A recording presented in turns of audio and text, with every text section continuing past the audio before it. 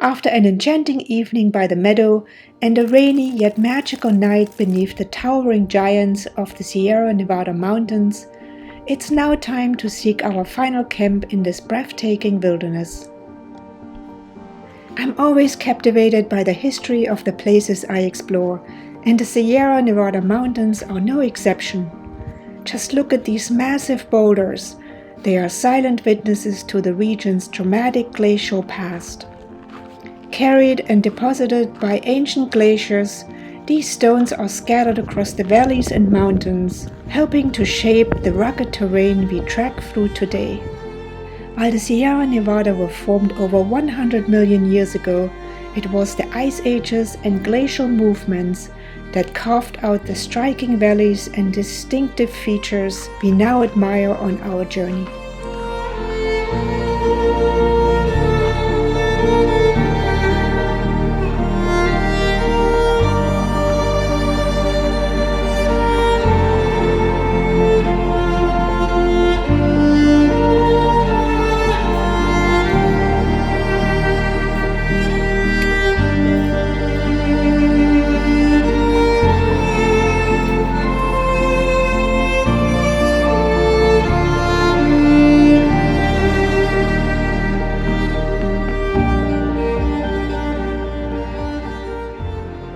Amazing.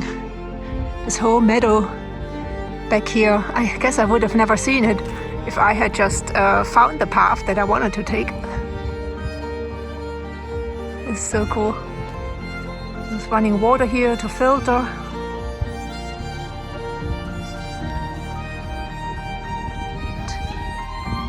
Back here is that little, like a lake or so.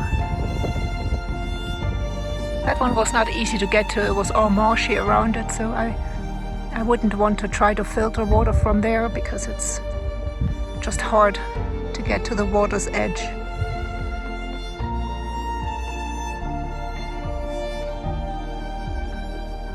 And we found one of the lakes. It's pretty cool. I guess on the opposite side of the lake you can't really camp. Just have to find some stuff in those boulders down here. I just talked to a couple of people and they said there are about 4 camps or 4 groups of people here. So if I stay here, I'll try to be far away from other people. There are a few camps in the obvious nice spots, and there's one that is just below the trail, and so everyone coming down or up the trail, they would look right down on the camp. There is really not that much here. I might find something if I walk around, but I honestly like that other location more with that little lake on the big open meadow. I hope there's something there, and if not, I'll just continue. I still have a lot of time, so.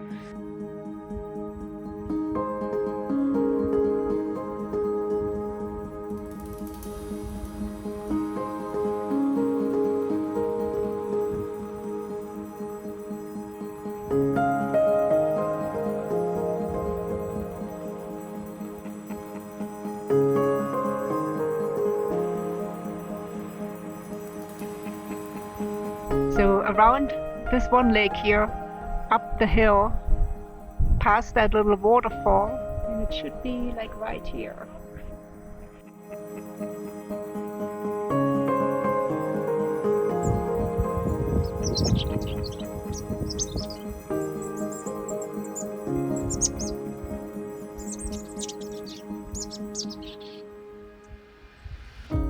I'm making my way back again, and this is the lake I actually want to be at.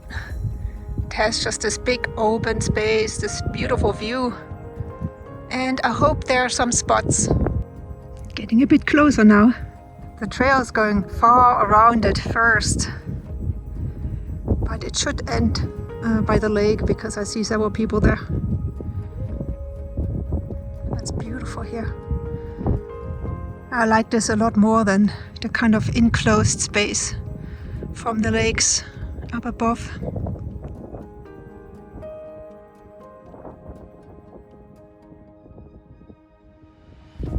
a long way around the lake and down this path, all along this lake. I don't see any camping yet. And the path continues. I hope there's something over there with water access. Otherwise it's a lot of walking for nothing.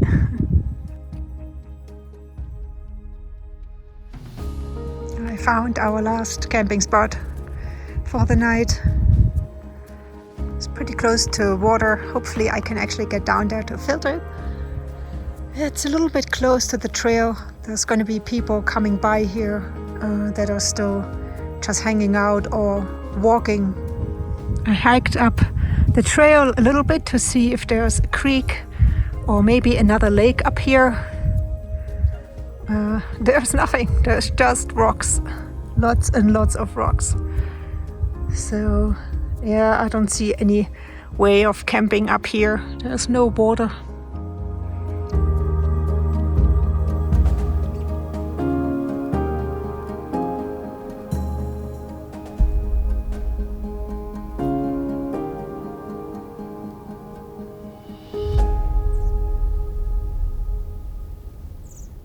I'm really glad that I moved my camp, that I didn't set up down there by the lake. It was too close to the water anyway, and too close to the trails. Although I did have a couple of people come by here, but they didn't see the camp.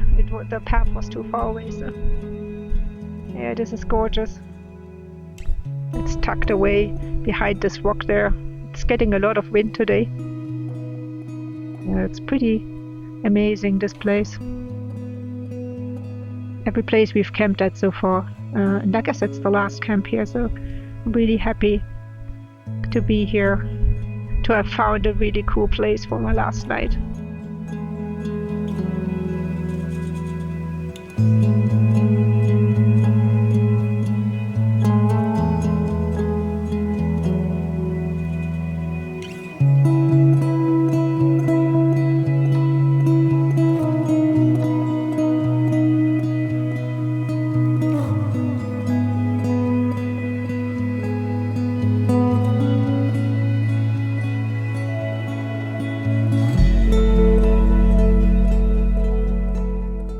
I already heard about the fact that water boils at a much lower temperature at high elevation, but I had no idea that this is actually already true where we are right now. At over 10,000 feet, the water boils at 149 degrees Fahrenheit instead of its usual 212 degrees Fahrenheit at sea level. This might sound convenient, but it actually means that cooking food takes longer. When boiling or simmering things like pasta, the lower boiling temperature means they cook more slowly. This is especially important for items like meat, eggs, and potatoes, which need to be cooked longer to reach a safe temperature. A pressure cooker can help, but I'm not worried since I'm just rehydrating my meals. They're already cooked and I just need a bit of hot water to be ready.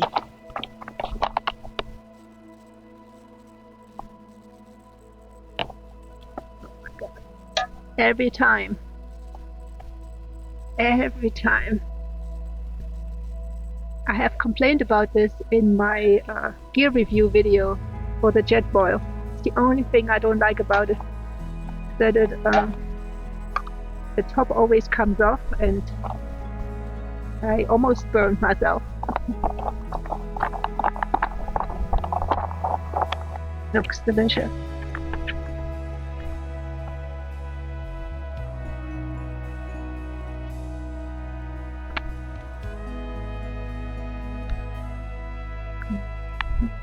So good. I still can't believe my luck with this campsite. It's just so gorgeous, and I was about to give up down there, and I'm so glad that I explored a little bit more without my backpack and found this place here. It's worthy for our last night out here. Yeah, it's just been a wonderful evening. And, we'll just enjoy the last little bit of sunshine. It's not going to be that much longer.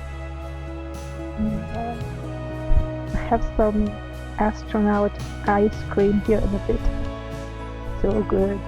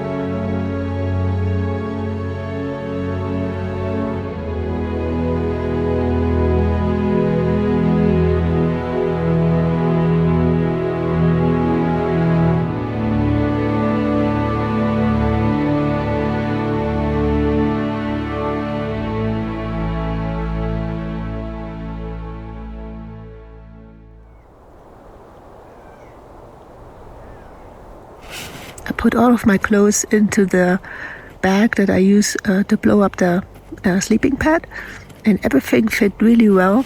And it works because I do have a little condensation again in the corner here, and the water is dripping onto the bag and my clothes are staying dry inside. So that concept already proved to be a pretty good one. I don't want to leave. It's so beautiful. But this is just the beginning here in the Sierra Nevada mountains. I have the feeling that I'm gonna come back quite a few times. It's so gorgeous and it's such a huge area with all sorts of elevations. You can do mountaineering or you can keep it more low-key like this trip here. There's so much to see and I already can't wait for the next trip. Yeah, I just have to pack everything up and then we'll head back to the car. So not without enjoying 2 coffees today. I made a little extra because I didn't make coffee our first morning at the car. I just had some tea and so I had a spare one. But you know what? The coffee that you buy for me tastes much better. If you had to buy me a coffee on my page there. Many of you have already done that and I would really appreciate it, and your coffee is by far the best. But speaking of buy me coffee, I also captured quite a few extra bits and pieces, some blurbers, some mishaps that will not make it in the main video, but I will put them in a separate shorter video for my members on Buy Me a Coffee. So if you're already a member, you're gonna see something as soon as the trip videos are done. If not, head over there and maybe start a membership with me for some bonus material, bonus footage, things like that. That'd be very much appreciated, and it's the best way to support me if you like my content, to keep my adventures going.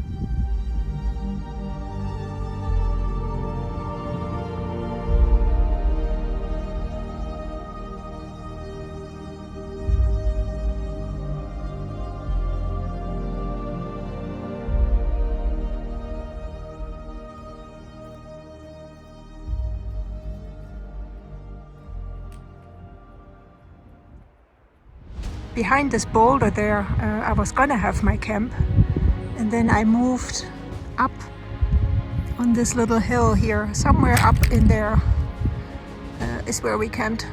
It was wonderful, loved the view, and but now it's time to go. Look, there's still some snow. It's amazing how long the snow lasts here.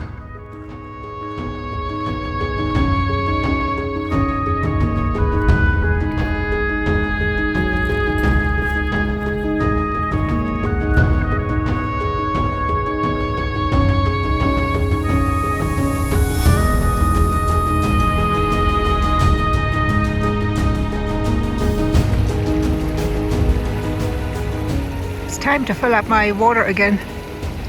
I was running pretty low, but this water is perfect, and so is the view. Oh my god, it's wonderful.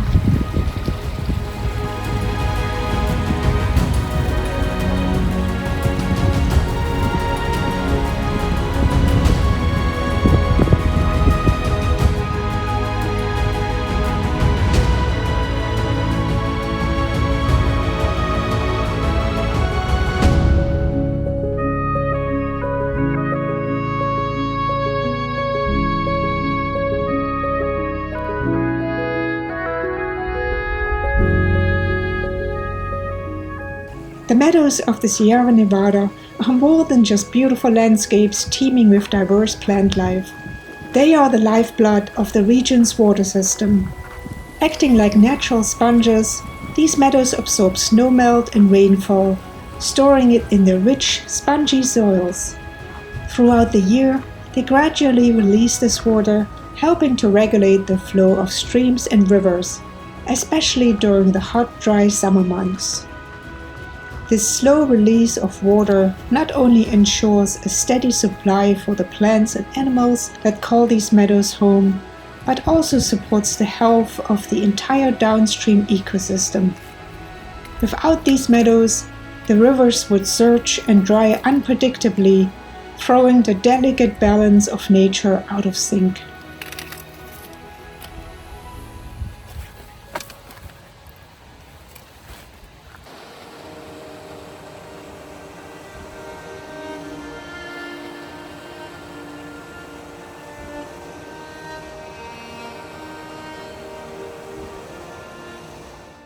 As I wander these trails, I find myself imagining the footsteps of those who walked here long before me.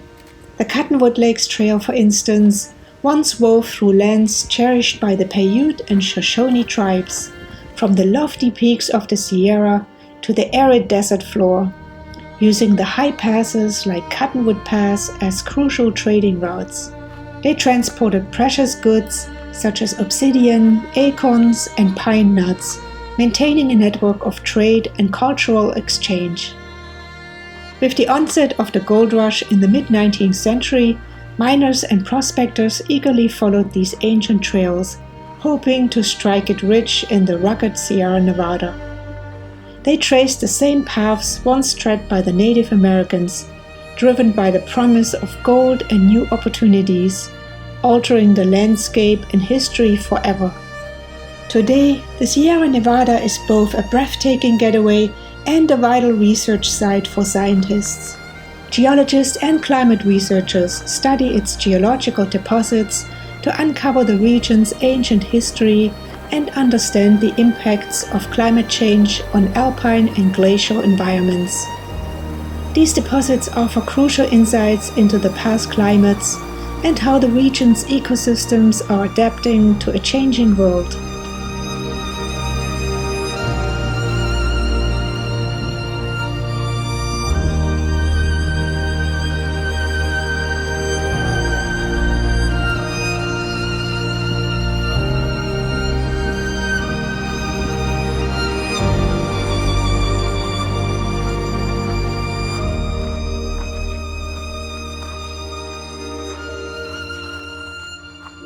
I'm not even halfway to the car yet, but it's okay. It's such a beautiful hike and I don't mind spending another couple of hours out here.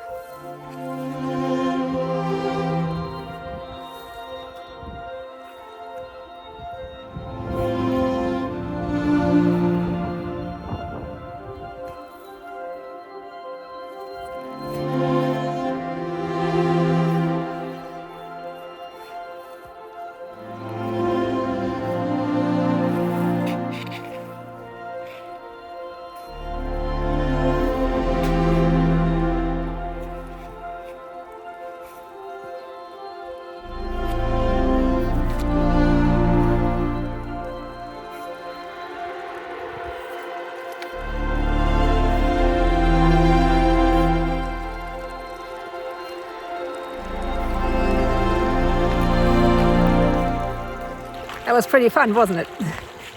Very wobbly. But we'll keep going. I'm still in new areas here. I should be pretty close to the intersection where we came from on our first day, so we'll see.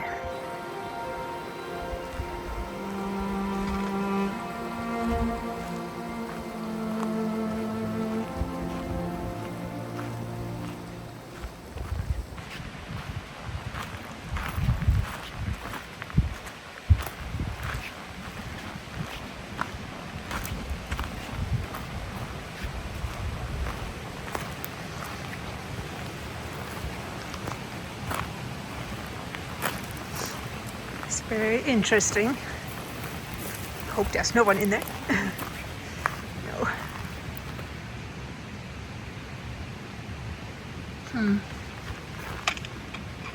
I guess maybe that's a shelter of some kind, or used to be. It's not very tall. And it looks like it's been built a long time ago.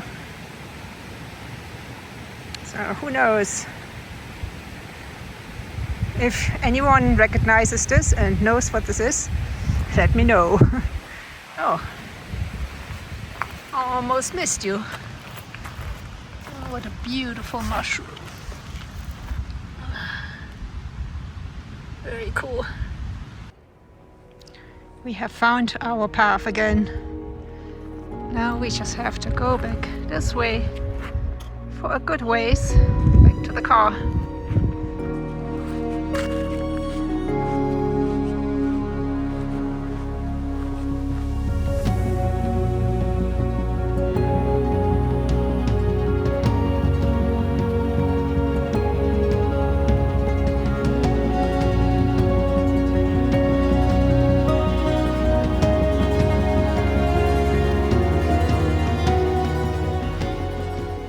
Well, this is our last stretch here. It's just flat all the way to the parking lot, and I really enjoyed this trip, and I hope you did too. If you are still watching now, then I think you did. You might also really like my other adventures on my channel. I have a whole backpacking list, playlist on there that you can check out, from the Adirondacks, from Oregon, and now from here.